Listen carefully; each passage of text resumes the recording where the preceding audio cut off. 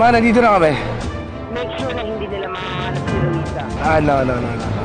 That's your plan, Mom. I have my own plans. Mangyayari lang yun sa'yo pagkatapos mangyayari yung akin.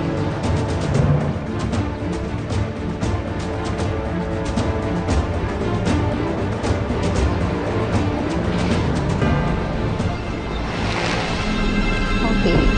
Saan ba? Sino ka? Bakit? Sorry. Eh, may nagtatanong kasi ako. Ewan ko.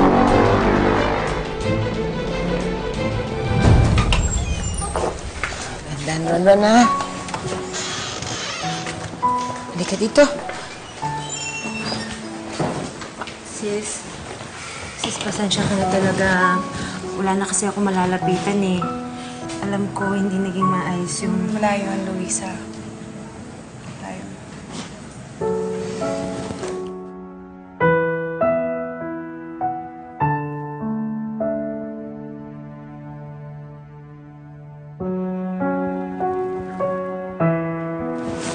Salamat, sis, ha. Kailangan ko ng tulong ninyo eh.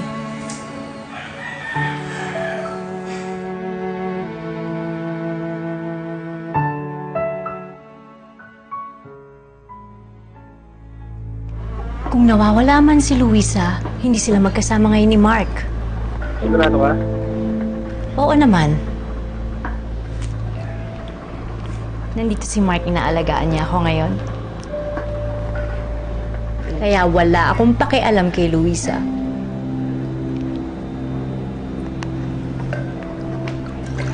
Hi. Anong tungkol kay Luisa? Bakit siya pinag-usapan? Mag-a-abroad na sila ni Lolo. Mukhang nagkakasundo na ulit sila. Aren't you happy for them? Let's see.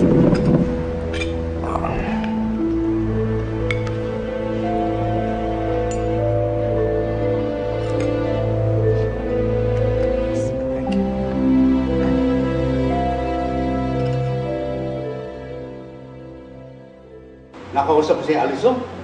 Kasama ni Alison si Mark, hindi pupunta doon si Luisa. Puntahan mo si Rio. Siya na lang ang matatakbuhan niya. Go there, now! Okay. Sunod kayo sa akin.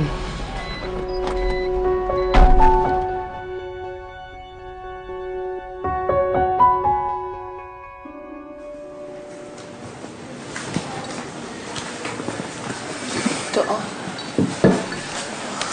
Salamat sa Gusto ko na pong hiwalayan si Fred. Pero gusto ko siyempre meron akong attorney, kaso wala naman akong pera.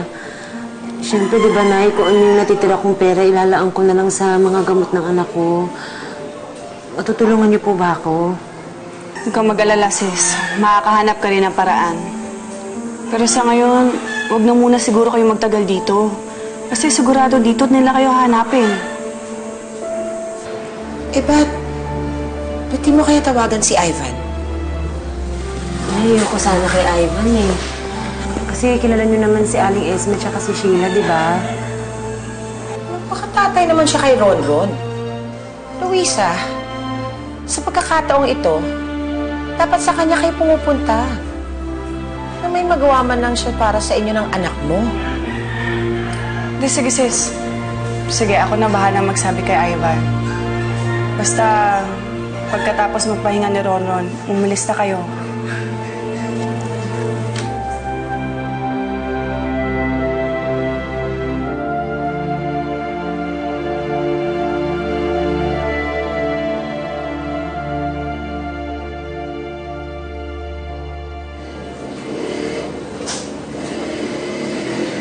Miss,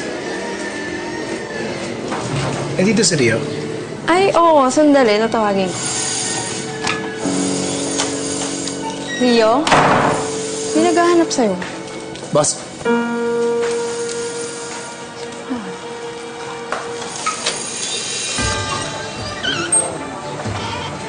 Ano ginagawa mo dito? Alam namin na nandito si Luisa at si Ronron. Baka pwede po silang ilabas.